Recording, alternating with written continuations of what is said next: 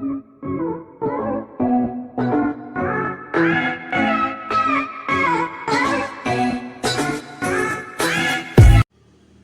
Friends, नमस्कारम। स्वागत है आपका अपने यूट्यूब चैनल सिविल इंजीनियर उम्मीद में। एंड दोस्तों, आज फिर अपन एनवायरनमेंट साइंस का ये लेक्चर नंबर 1 लेके आए हैं। इससे पहले अपन ने सिलेबस का एनालिसिस किया था वो राजस्थान पॉल्यूशन कंट्रोल बोर्ड के लिए एंड आरपीएससी एफआरओ के लिए। तो दोस्तों, अपन का ये लेक्चर नंबर 1 है एंड माई सेल्फ उम्मीद Kumar and with all of you and we discuss on the environment engineering and environment science for Rajasthan Pollution Control Board and RPSC FRO exam. तो दोस्तों, स्वागत है फिर से आपका अपने YouTube चैनल सिविल इंजीनियर उम्मीद में। एंड दोस्तों, अपन every Friday, Saturday and Sunday environment science and environment engineering का जो लेक्चर है उसके बारे में डिस्कस करेंगे दोस्तों। तो दोस्तों, इसमें अपन एनवायरनमेंट साइंस के बारे में डिस्कस करेंगे जो कि एक चैप्टर नंबर 1 के अंदर रखा गया है। तो दोस्तों, स्टार्ट करते हैं without any time wasting. And दोस्तों, आज के लेक्चर में अपन कवर करेंगे चैप्टर नंबर 1। चैप्टर नंबर 1 में अपन कवर करेंगे एनवायरनमेंट जनरल नॉलेज, जो कि पहला चैप्टर में रखा गया है राजस्थान पॉल्यूशन कंट्रोल बोर्ड ने। एंड दोस्तों, ये सिलेबस अपना RPSC Rajasthan public service commission के लिए जो एफआरओ का वैकेंसी आया था उसमें भी लगभग सेम ही रहेगा। तो ये एनवायरनमेंट साइंस जो जनरल नॉलेज है वो इसमें अपन कवर करेंगे। तो दोस्तों, अपन आज डिस्कस करते हैं एनवायरनमेंट जनरल नॉलेज। तो अपन सबसे पहले ये डिस्कस करते हैं कि व्हाट इज़ एनवायरनमेंट। तो दोस्तों, एनवायरनमेंट के बारे में अपन डिस्कस करते हैं कि environment is derived from the French word. तो एनवायरनमेंट का जो डेरिवेशन हुआ था, एनवायरनमेंट वर्ड के जो उत्पत्ति हुई थी वो फ्रेंच वर्ड एनवायरनमेंट से हुई थी, जिसका मीनिंग था इन सर्किल और सराउंडिंग। मतलब कि अपने सराउंडिंग में जितना भी है अपन को जो घेरे हुए है उसको अपन क्या नाम दिया? एनवायरनमेंट नाम दिया। एनवायरनमेंट नॉलेज, दोस्तों एनवायरनमेंट नॉलेज क्या बोल रहा है कि environment knowledge describe the relation internally among the organism, the environment and all factor which influence life on earth including atmosphere condition, food chain, the water cycle etc। तो दोस्तों, environment का अपन को जो नॉलेज है वो क्या करता है कि अपन को एनवायरनमेंट क्या शो करता है? एनवायरनमेंट शो करता है कि जो अपना रिलेशनशिप है ऑर्गेनिज्म के प्रति, इस एनवायरनमेंट के प्रति, अपने चारों तरफ जो भी है एटमॉस्फेयर है उसमें अपन जो प्रेजेंस है, उसमें जो पार्टिकल्स है उनसे अपना क्या रिलेशन है, जो अपन के क्या है कि इन्फ्लुएंस करते हैं अपनी लाइफ को on earth and including the atmospheric condition. अपना फूड चेन है, फूड वेव है, जो भी वाटर साइकिल है, उन सबको अपन को इफेक्ट करते हैं। तो उनसे जो रिलेशन है उसके बारे में अपन को एनवायरनमेंट नॉलेज प्रोवाइड करवाता है। तो एनवायरनमेंट का ये डेफिनेशन था दोस्तों कि एनवायरनमेंट क्या है, जो अपने सराउंडिंग जितना भी है, अपन को जितना भी घेरे हुए है, वो सब क्या है एनवायरनमेंट की कैटेगरी में आते हैं। एंड जो हमारी लाइफ साइकिल को, हमारी फूड चेन को, हमारी फूड वेव को, वाटर साइकिल को और जो भी एटमॉस्फेरिक कंडीशन है उसको अफेक्ट करते हैं। बरसात का होना, सर्दी का होना, गर्मी का होना, ये सब अपना एनवायरनमेंट में है जो कि अपनी एटमॉस्फेरिक कंडीशन के अंतर्गत आता है। तो दोस्तों, अपन डिस्कस करते हैं। स्टार्टिंग में अपन थोड़ा इसका बेसिक से चलते हैं। तो बेसिक में सबसे पहले अपन देखते हैं दोस्तों scope of the environment education. Environment education का स्कोप क्या है? तो दोस्तों, अपन स्कोप के बारे में डिस्कस करके चलते हैं। तो स्कोप क्या है कि द स्टडी, फर्स्ट पहला जो स्कोप है उसके बारे में अपन जहाँ पे मेंशन किए उसके बारे में डिस्कस करते हैं। The study create awareness among the people to know about various renewable and non renewable resources of the region. तो दोस्तों, फर्स्ट ऑफ ऑल अपन को क्या है कि इसका क्या स्कोप अपन को सामने आता है कि अगर कोई एनवायरनमेंट का नॉलेज है, इसका अगर किसी को ज्ञान है, तो वो क्या करता है लोगों के बीच में रिन्यूएबल जिसे फिर से उत्पन्न किया जा सके एंड नॉन रिन्यूएबल जिसे उत्पन्न नहीं किया जा सके, तो उन रिसोर्सेज के बारे में अपन को जानकारी देता है। तो ये एक अपना एक स्कोप है एनवायरनमेंट साइंस का, एनवायरनमेंट इंजीनियरिंग का। उसके बाद में आता है दोस्तों दूसरा स्कोप के बारे में अपन डिस्कस करते हैं। It provide the knowledge about the ecological system and causes and effect and उसके साथ में क्या रिलेशनशिप है अपने इकोलॉजिकल सिस्टम के बारे में। तो अब इकोलॉजिकल क्या होता है दोस्तों, इकोलॉजिकल साइकिल क्या होता है, इकोलॉजिकल सिस्टम क्या होता है, किस टाइप का होता है, तो इसके बारे में अपन आगे डिस्कस करेंगे, आगे स्टडी करेंगे। तो दोस्तों इसका नेक्स्ट है provide the necessary information about the biodiversity. ये क्या करता है कि अपन को बायोडाइवर्सिटी के बारे में अपन को करेक्ट इन्फॉर्मेशन देता है, बायोडाइवर्सिटी के बारे में अपन को पता चलता है, and its ranges and the potential danger to the animal and microbes. तो इसके माइक्रोब्स के बीच में क्या कितना उसको खतरा देगा, क्या उसका पोटेंशियल है, एंड अपने एनिमल्स है और जो माइक्रो ऑर्गेनिज्म है इन शॉर्ट फॉर्म माइक्रोब्स को कितना अफेक्ट करेगा, उन सब के बारे में अपन को ये जानकारी प्रोवाइड करता है। एनवायरनमेंट साइंस और एनवायरनमेंट स्टडी अपन को इसके बारे में अपन को हेल्प करता है।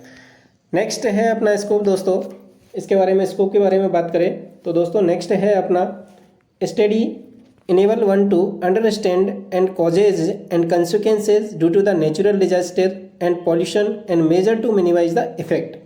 तो दोस्तों एनवायरनमेंट की स्टडी अपन को क्या करता है, ये समझने में सहायता करता है कि क्या क्या कारण है नेचुरल डिजास्टर के, क्या पॉल्यूशन के कारण है, कौन कौन से टाइप का पॉल्यूशन है, इसके क्या इफेक्ट है, और इसको मेजर कैसे किया जाए, कैसे कम किया जाए, इसके बारे में अवेयरनेस देता है, इसके क्या इफेक्ट है इसके बारे में अपन को अवेयरनेस देता है।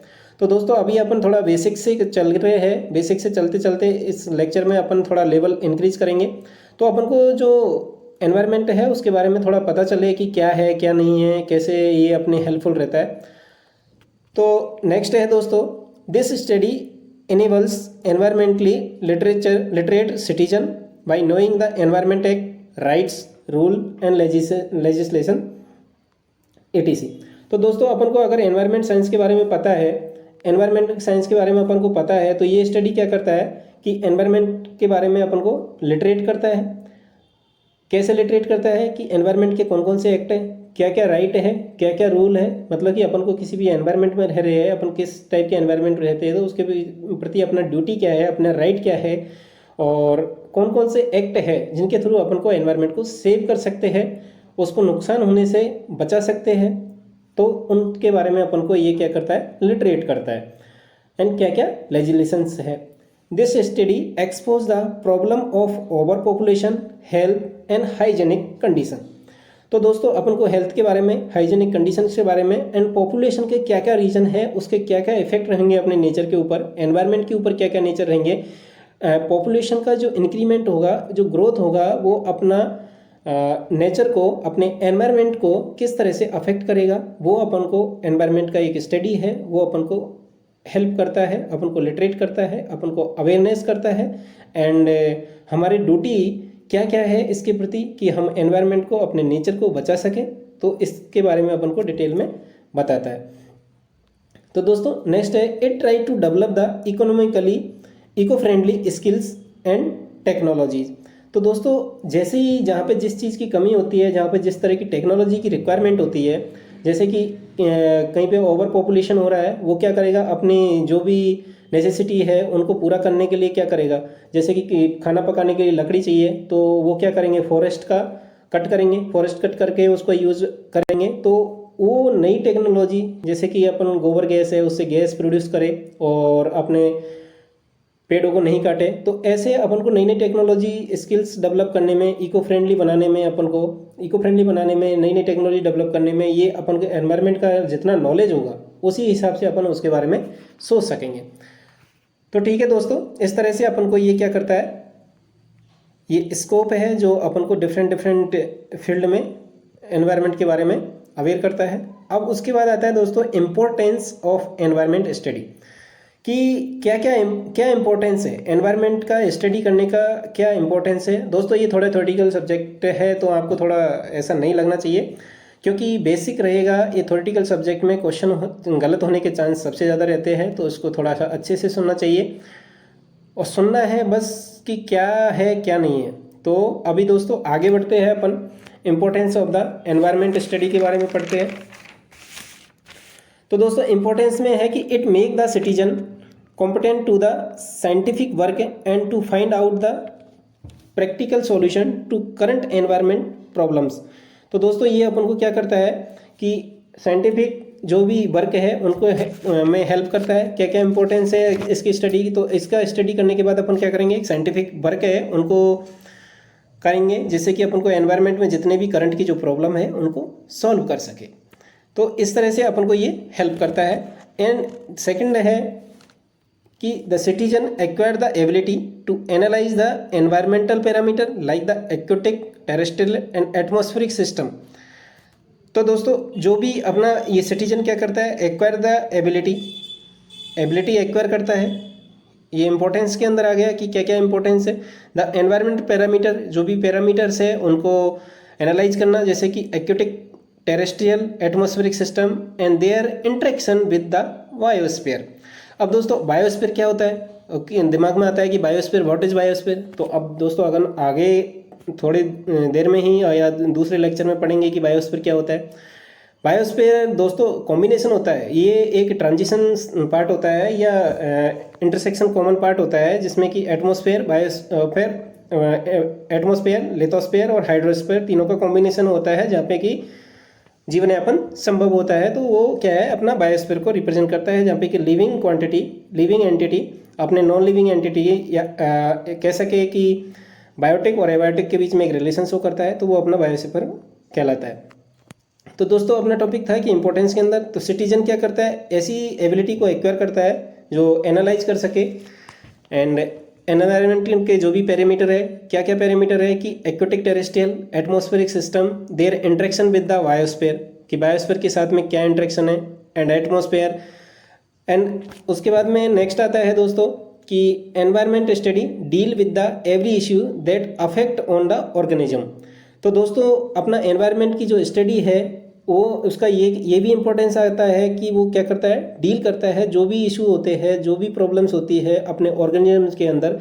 इंसान हो सकता है, एक माइक्रोब्स हो सकते हैं, छोटे से छोटे सूक्ष्म ऑर्गेनिज्म हो सकते हैं, बड़े भी हो सकते हैं। तो उन सब के बारे में ये क्या करता है, स्टडी की करता है।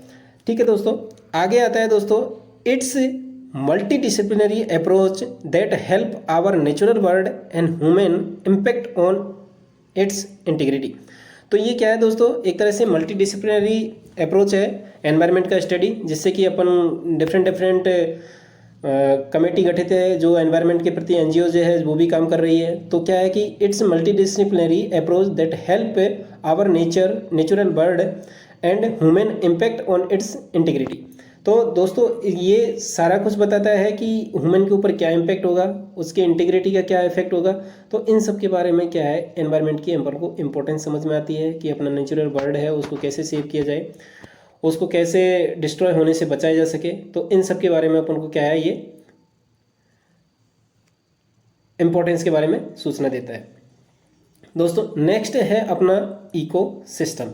तो दोस्तों नेक्स्ट अपना जो आता है, अभी दोस्तों थोड़ी देर पहले अपन ने एक देखा था कि इकोसिस्टम क्या होता है, तो अभी अपन डिस्कस कर रहे हैं इकोसिस्टम क्या होता है। An ecosystem consist of an assembly of mutually interacting organism and their environment in which the material are interchange in a largely cyclic manner.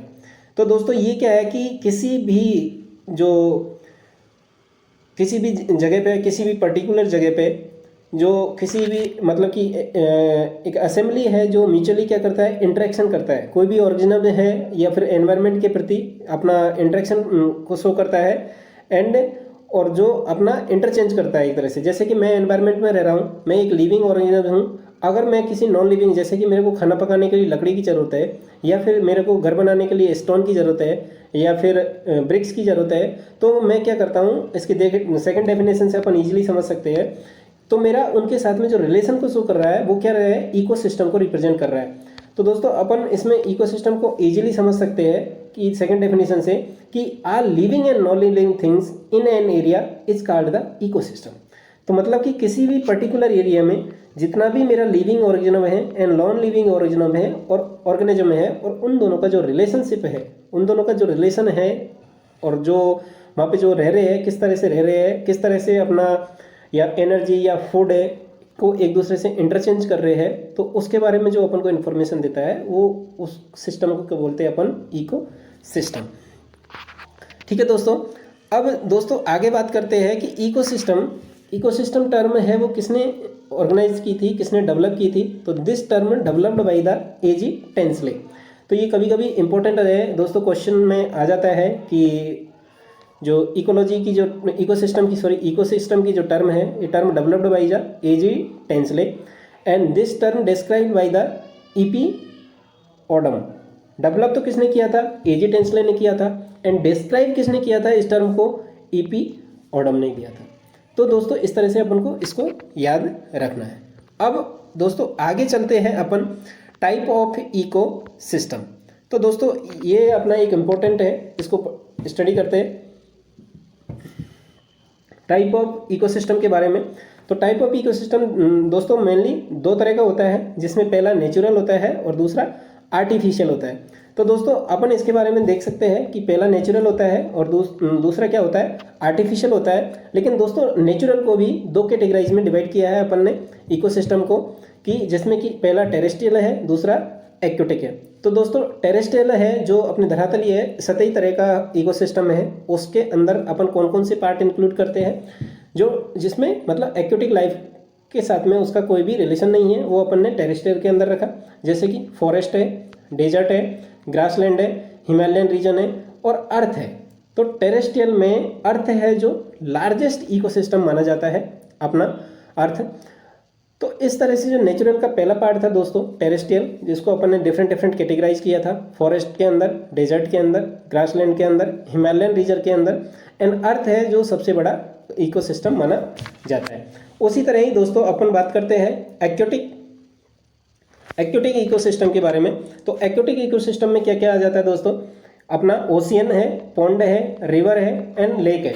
इनके अंदर अपन ने क्या किया है, इसको कैटेगराइज किया है कि एक्वेटिक इकोसिस्टम के अंदर कौन कौन से आते हैं। तो एक्वेटिक में oceans, pond, river and lakes.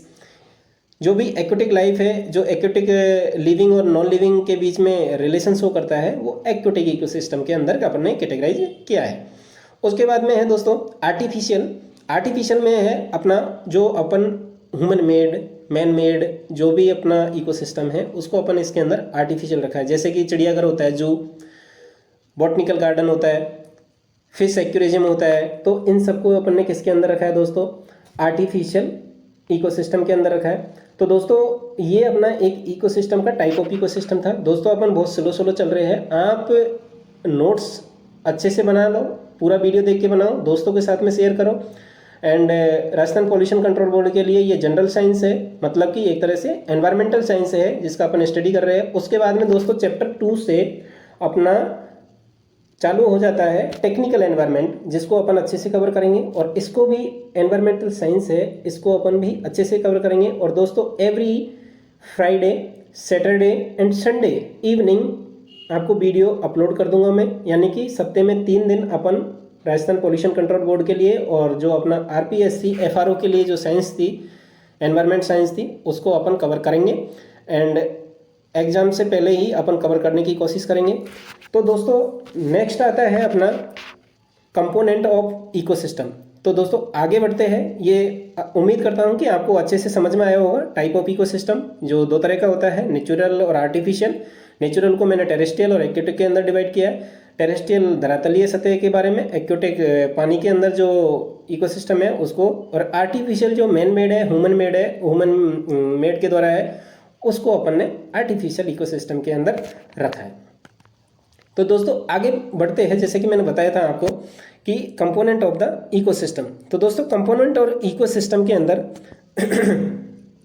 Upon cover करते हैं कि कौन कौन से कंपोनेंट है अपने। तो दोस्तों इसमें कंपोनेंट में आता है एबायोटिक और बायोटिक कंपोनेंट। तो दोस्तों एबायोटिक होता है अजैविक और बायोटिक होता है अपना जैविक। तो जीवित और अजीवित के अंदर अपन ने इसके कंपोनेंट, 2 कंपोनेंट में रखा है, जिसमें से दोस्तों अपन अगर डिस्कस करें तो पहला है क्लाइमेट फैक्टर, दूसरा है एडिफिक फैक्टर।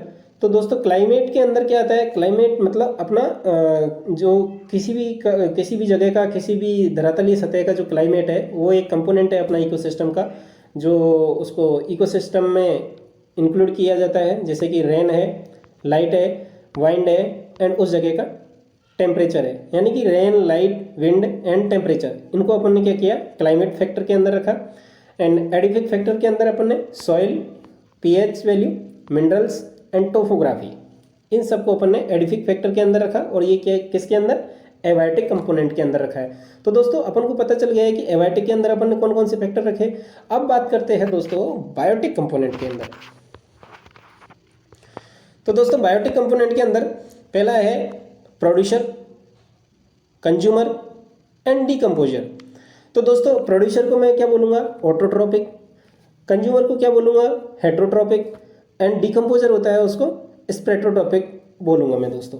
तो इस तरह से मैंने क्या किया दोस्तों, प्रोड्यूसर, कंज्यूमर एंड डीकम्पोजर, यानी कि ऑटोट्रोपिक, हेट्रोट्रोपिक एंड स्पेक्ट्रोट्रोपिक में मैंने क्या किया, बायोटिक कंपोनेंट को 3 पार्ट में डिवाइड किया, 3 पार्ट में डिवाइड किया। उसके बाद में दोस्तों जो कंज्यूमर का कैटेगराइजेशन आता है, कंज्यूमर हेट्रोट्रोपिक के अंदर, कैटेगरी के अंदर रखा है, जिसके के अंदर अपने primary consumer, secondary consumer and tertiary consumer के अंदर रखा है। तो दोस्तों प्राइमरी कंज्यूमर होता है, जैसे कि अपन बात करें, जैसे कि इंसान फिश को खाता है, यहाँ पर छोड़ो, जैसे कि अपन देखते हैं कि हिरन है, प्राइमरी कंज्यूमर हिरन है, क्या खाता है, घास को खाता है।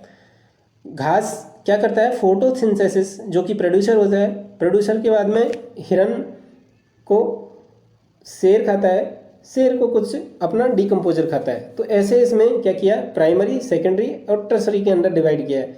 जैसे कि एक और एग्जांपल ले लो, कीट होता है, जो अपने प्रोड्यूसर घास फूस होता है, उनसे छोटे छोटे अपना फूड प्रोड्यूस करता है, छोटे छोटे कीड़ों को खाता है। फिर कीट होता है, उनको क्या करता है, जैसे कि मेंढक है या छिपकली है, वो खाते हैं। उसके बाद मेंढक छिपकली को क्या खाता है, सांप खा जाता है। सांप को क्या खा जाता है, बाज खा जाता है। तो ऐसे करके अपन ने primary, secondary and tertiary consumer के अंदर डिवाइड किया है। तो दोस्तों ये थे अपने कंपोनेंट ऑफ द इकोसिस्टम। दोस्तों अच्छे से नोट्स बनाते चलिए।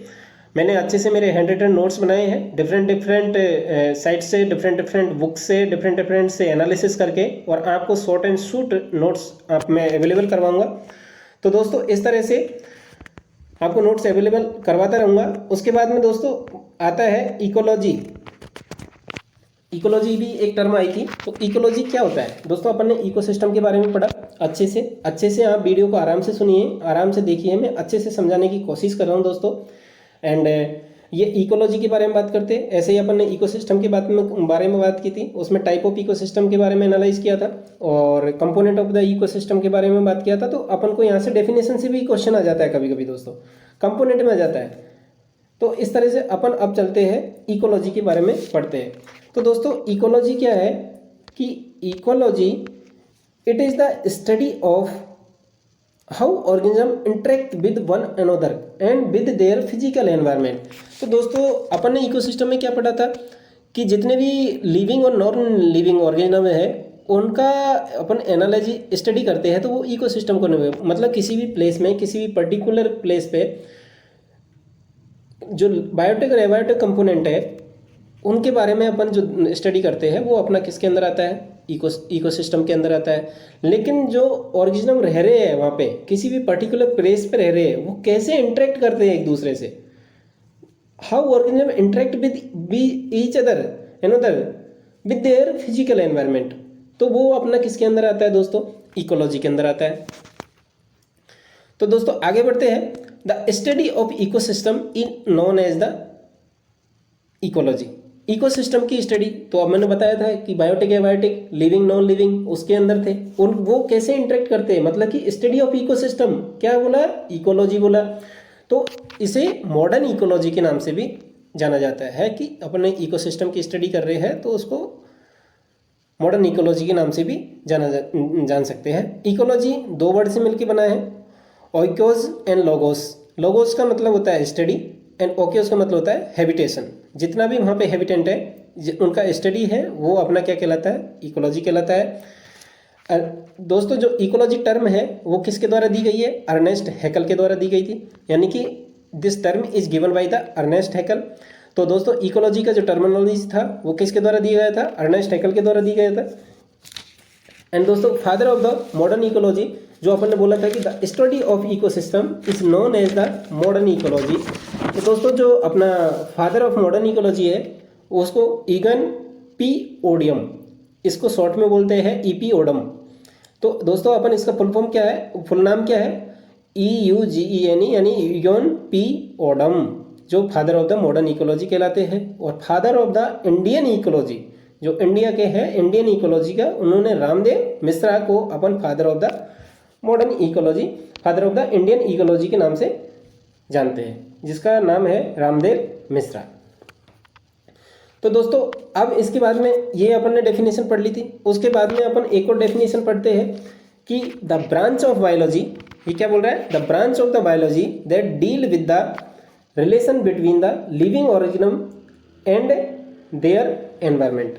यानी कि इकोलॉजी ये क्या है कि ब्रांच ऑफ द बायोलॉजी, अगर उस परसेप्ट में देखे, बायोलॉजी के परस्पेक्टिव में देखे, तो इकोलॉजी क्या है कि बायोलॉजी की एक ब्रांच है जो अपन को रिलेशन दिखाता है लिविंग ऑर्गेनिज्म का विद देयर एनवायरनमेंट। तो एनवायरनमेंट के अंदर तो दोस्तों लिविंग और नॉन लिविंग दोनों ही आ जाते हैं। तो अपन कह सकते हैं कि the study of the ecosystem, it means the living का नॉन लिविंग के साथ में स्टडी, कैसे वो इंटरेक्ट करते हैं एक दूसरे से और अपने एनवायरनमेंट से, उनका जो स्टडी होता है उसको अपन क्या बोलते हैं, इकोलॉजी बोलते हैं। ठीक है दोस्तों, आई होप इतना आपको समझ में आया होगा और आप अच्छे से नोट्स बना के चलिए। ऐसे ही अपन धीरे धीरे थोड़ा लेवल इंक्रीज करते चलेंगे दोस्तों, सिटी बाई सिटी इंक्रीज करेंगे लेवल एनवायरनमेंट का। And I have completed my MTech from environment. So दोस्तों आई होप मैं आपको थोड़ा अच्छे से समझाने की कोशिश करूँगा, और जो भी आपको कमी लगे तो वो मेरे कमेंट सेक्शन में आप कमेंट डालें कि सर ऐसे थोड़ा इम्प्रूव करें, तो मैं और इम्प्रूव करने की कोशिश करूँगा। एंड आपका सजेशन मेरा नेक्स्ट इम्प्रूवमेंट होगा दोस्तों, और दोस्तों के साथ शेयर करना मेरा मोटिवेशन होगा। ठीक है दोस्तों, आगे बढ़ते हैं। तो दोस्तों जैसे कि एक एग्जांपल यहाँ पे डाला है मैंने, the study of the food chain in the wetland. तो जो फूड चेन है, फूड चेन में क्या है, एक दूसरे के रिलेशन है, कैसे कैसे वो भोजन करते हैं, कैसे नहीं करते हैं, कैसे एक दूसरे से डिपेंड रहते हैं भोजन के लिए, तो वो food chain, food web, nitrogen cycle, sulphur cycle, तो हाइड्रोजन साइकिल, इनके सब के बारे में अपन आगे डिस्कस करेंगे। तो अपन को किसी भी वेटलैंड एरिया है, दलदली इलाका है, वो वहाँ पे वो फूड चेन के कैसा रिलेशन है, जो food chain, study of the food chain है, वो इकोलॉजी के अंदर आ जाती है। ठीक है दोस्तों, आगे बढ़ते हैं अपन दोस्तों कि इकोलॉजी कितने टाइप का होता है, क्लासिफिकेशन ऑफ द इकोलॉजी। तो आगे बढ़ते हैं, जैसे कि अपन ने type component of the ecosystem पढ़े थे, इसी प्रकार अपन क्या पढ़ेंगे, क्लासिफिकेशन ऑफ द इकोलॉजी। तो दोस्तों अपन इसके अंदर क्लासिफिकेशन ऑफ इकोलॉजी है, उसको अपन ने क्या किया है, दो कैटेगराइज में कैटेगराइज किया है, दो टाइप में कैटेगराइज किया है। पहला है autecology and synecology. Synecology, autecology. तो ऑटो इकोलॉजी में दोस्तों ये क्या डील करता है, इसको थोड़ा ध्यान से पढ़िए। डील विद एन ऑर्गेनिज्म और species, it's adaption and interaction with its environment. तो दोस्तों ये क्या करता है, किसी भी ऑर्गेनिज्म या किसी भी स्पीसीज के बारे में डील करता है, जो कि ये क्या करता है कि रिलेशन, इंटरेक्शन बताता है किसके साथ में, अपने एनवायरनमेंट के साथ में रिलेशन बताता है। ये ऑटो इकोलॉजी के अंदर आता है। उसके बाद आता है साइनो इकोलॉजी। ये क्या करता है दोस्तों, deal with the study of the different species living in a community and it's relation with the surrounding. तो दोस्तों ऑटो इकोलॉजी में क्या दिया कि इसने किसी भी ऑर्गेनिज्म या किसी भी स्पीसीज, ऑर्गेनिज्म या स्पीसीज के बारे में, ये उसके एडप्शन के बारे में, उसके इंटरेक्शन के बारे में, विद द एनवायरनमेंट के बारे में, कि एनवायरनमेंट के साथ में किसी भी स्पीसीज है या कोई भी ऑर्गेनिज्म है, उसका कैसे रिलेशन है, कैसे इंटरेक्शन है, उसके बारे में अपन को बताता है। तो वो ऑटो इकोलॉजी के अंदर आता है। साइनो इकोलॉजी के अंदर क्या आता है, डिफरेंट स्पीसीज के बारे में, और वो किस कम्युनिटी में रहते हैं, और उन कम्युनिटी का आपस में एक दूसरे से एनवायरनमेंट में जो सराउंडिंग उनके चारों तरफ है, उनके साथ में कैसे रिलेशन है, उसके बारे में ये अपन को बताता है। ठीक है दोस्तों, उसके बाद में अपन ने साइनो इकोलॉजी को दो पार्ट में डिवाइड किया है दोस्तों, aquatic ecology and terrestrial ecology. तो दोस्तों अपन ने ऑटो इकोलॉजी आपको समझ में आ गया होगा, किसी भी पर्टिकुलर ऑर्गेनिज्म और स्पीसीज के बारे में, उसके एनवायरनमेंट के बारे में, एनवायरनमेंट के साथ में कैसा रिलेशन है, तो उसके बारे में जो स्टडी देता है वो ऑटो इकोलॉजी के अंदर आ गया। साइनो इकोलॉजी के अंदर क्या करता है, डिफरेंट स्पीसीज के बारे में जो एक कम्युनिटी के रूप में रह रही है, and it's relation with the surrounding के बारे में कैसा है, डिफरेंट स्पीसीज के बारे में इंटरेक्शन कैसा है, अपन दोस्तों नेक्स्ट लेक्चर में पढ़ेंगे। कम्युनिटी क्या होता है, कम्युनिटी क्या होता है, पॉपुलेशन क्या होता है, स्पीसीज क्या होता है, उसके बारे में अपन दोस्तों स्टडी करेंगे। तो दोस्तों एक तरह से कम्युनिटी है जो ग्रुप ऑफ स्पीसीज होता है, एक तरह से मैं इनडायरेक्टली कह दूँ तो, लेकिन नेक्स्ट लेक्चर में अपन इसको अच्छे से कवर करेंगे दोस्तों। तो वेट करिए अभी नेक्स्ट लेक्चर का, जो कि आपको कल अपलोड कर दिया जाएगा। अब दोस्तों साइनो इकोलॉजी के अंदर अपन ने aquatic ecology and terrestrial ecology दो पार्ट में अपन ने क्या किया है, इसको डिवाइड किया है दोस्तों, aquatic ecology and terrestrial ecology. अब एक्वेटिक इकोलॉजी है वो डील करता है किसके साथ में, with the aquatic ecosystem. Example fresh water, marine water, marine species, उनके बारे में जो इकोलॉजी, जिस इकोलॉजी का स्टडी करते हैं अपन, वो क्या कहलाती है, एक्वेटिक इकोलॉजी के अंदर आता है।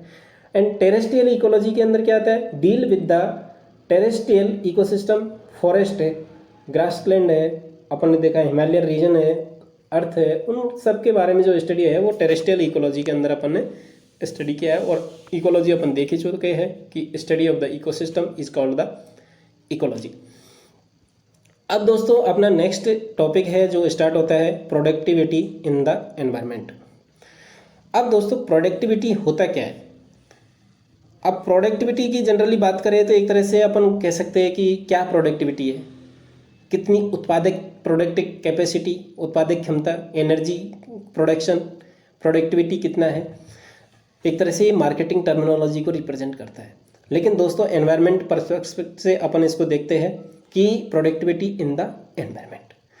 तो the productivity of an ecosystem, तो किसी भी इकोसिस्टम की प्रोडक्टिविटी क्या है, is rate at which the solar energy is fixed by the vegetation of the ecosystem. तो दोस्तों प्रोडक्टिविटी मतलब कि जैसे कि पेड़ पौधे हैं, फोटोसिंथेसिस लेते हैं, कार्बन डाइऑक्साइड गैस को एब्जॉर्ब करते हैं, एंड खनिज लवण लेते हैं, जाइलम फिलोइम अपने जो उसके थ्रू अपन वाटर या फिर जो भी खाद्य पदार्थ है उसको अपन रूट से लेते हैं, and in the presence of sunlight वो क्या करते हैं, अपना भोजन बनाते हैं, and in the presence of light वो अपना भोजन बनाते हैं और उसको एनर्जी के रूप में स्टोर करते हैं, एंड रेस्पिरेशन फॉर्म में ऑक्सीजन बाहर निकालते हैं और CO2 को एब्जॉर्ब कर लेते हैं। तो दोस्तों इस तरह से जो प्रोडक्टिविटी है वो इकोसिस्टम की is the rate at which the solar energy is fixed by the vegetation. जो सोलर एनर्जी है उसको कैसे वो फिक्स कर रहे हैं, इकोसिस्टम की जो सोलर एनर्जी है उसको कैसे फिक्स कर रहे हैं, किस रेट से कर रहे हैं, वो क्या कहलाएगी, उनकी प्रोडक्टिविटी कहलाएगी, जो कि डेफिनेशन से अपना एकदम क्लियर हो रहा है दोस्तों कि the productivity of an ecosystem is the rate at which the solar energy is fixed by the vegetation. Solar energy किसके द्वारा फिक्स किया गया है, वेजिटेशन के द्वारा किया गया है, ऑफ द वेजिटेशन भी किसकी, किसी एक पर्टिकुलर इकोसिस्टम की। इकोसिस्टम की जो वेजिटेशन है उसके द्वारा कितना, किस रेट से सोलर एनर्जी को फिक्स किया जा रहा है, वो अपना प्रोडक्टिविटी ऑफ द एनवायरनमेंट को रिप्रेजेंट करेगा। अब दोस्तों इस प्रोडक्टिविटी ऑफ द एनवायरनमेंट को मैंने क्या किया, दो टाइप से कैटेगराइज किया है, जिसमें कि primary productivity and secondary productivity के अंदर कैटेगराइज किया है। तो दोस्तों प्राइमरी जो प्रोडक्टिविटी है वो किस लेवल पे है, जैसे कि पेड़ पौधे हैं, उन्होंने खुद ने भोजन बनाया प्रकाश संश्लेषण की क्रिया से, फोटोसिंथेसिस से। तो एट द प्रोड्यूसर लेवल पे जो एनर्जी का स्टोर होता है, सोलर एनर्जी का या फिर एनर्जी का जो स्टोर है होता है प्रोडक्ट, वो प्राइमरी प्रोडक्टिविटी कहलाती है। एंड सेकेंडरी प्रोडक्टिविटी के अंदर भी कंसीडर करते हैं कि एट कंज्यूमर लेवल, जैसे कि मैंने खाया, जैसे कि मैं फिश खा रहा हूँ, फिश ने क्या किया, छोटी फिश को या कीड़े मकोड़े को खाया होगा, तो वो एनर्जी एक तरह से ट्रांसफर हो रहा है। तो एक तो होता है कंज्यूमर से, उन्होंने किसी प्लांट को या जो भी जेली है उनको उन्होंने खाया होगा, छोटे मोटे कीड़े मकोड़ों ने, तो इस तरह से उन्होंने कुछ एनर्जी स्टोर की होगी। उसके बाद फिर बड़ी फिश ने, बड़ी मछली ने कुछ खाया होगा, उसके बाद मैंने फिश को खाया तो मेरे अंदर एनर्जी स्टोर होगा। तो दोस्तों एक एनर्जी का जो लेवल होता है, एनर्जी का जो ट्रांसफॉर्मेशन होता है, वो ऐसे कहते हैं कि अपन आगे देखेंगे कि हर एक लेवल पे, हर एक वो जो कंज्यूमर लेवल होता है उस पर क्या होता है, 10% एनर्जी का लॉस होता जाता है। इसी प्रकार जो primary production at producer level पे जो एनर्जी का स्टोरमेंट होता है उसको अपन क्या बोलते हैं, primary productivity. And consumer level पे जो एनर्जी स्टोर होता है उसको अपन क्या बोलते हैं, सेकेंडरी प्रोडक्टिविटी के रूप में बोलते हैं। तो दोस्तों इस तरह से अपन ने इसको प्राइमरी एंड सेकेंडरी प्रोडक्टिविटी के अंदर कैटेगराइज किया है। एंड दोस्तों आगे बढ़ते हैं। अब प्राइमरी प्रोडक्टिविटी को भी मैं दो पार्ट में डिवाइड करता हूँ। तो दो पार्ट में कैसे कैसे डिवाइड करता हूँ दोस्तों, आगे इसके बारे में अपन डिस्कस करते हैं। तो दोस्तों इसके बारे में पहला है जीपीपी यानी कि gross primary productivity, and second one है नेट प्राइमरी प्रोडक्टिविटी। तो दोस्तों एनपीपी यानी कि नेट प्राइमरी प्रोडक्टिविटी। तो दोस्तों at primary level the energy store in the form of the photosynthesis and chemosynthesis. तो दोस्तों जो भी प्राइमरी मैंने क्या किया, प्राइमरी प्रोडक्टिविटी थी उसको तो दो पार्ट में डिवाइड किया, gross primary productivity and net primary productivity. तो अब मैं दोस्तों देखता हूं कि प्राइमरी लेवल पे भी जो एनर्जी स्टोर होता है वो किस किस फॉर्म में होता है, फोटोसिंथेसिस के फॉर्म में होता है या कीमोसिंथेसिस एक्टिविटी के रूप में एनर्जी का स्टोरमेंट होता है। And productivity expressed in term of the weight gram per metre square per year या energy kilo calorie per metre square. ये इसको थोड़ा इंपॉर्टेंट है, इसको अपन को याद रखना है कि प्रोडक्टिविटी है वो express in term of the किस किस टर्म में अपन को इसको एक्सप्रेस करते हैं, जैसे कि वेट है ग्राम per metre square per year या फिर energy kilo calorie per metre square के रूप में अपन ने इसको एक्सप्रेस किया।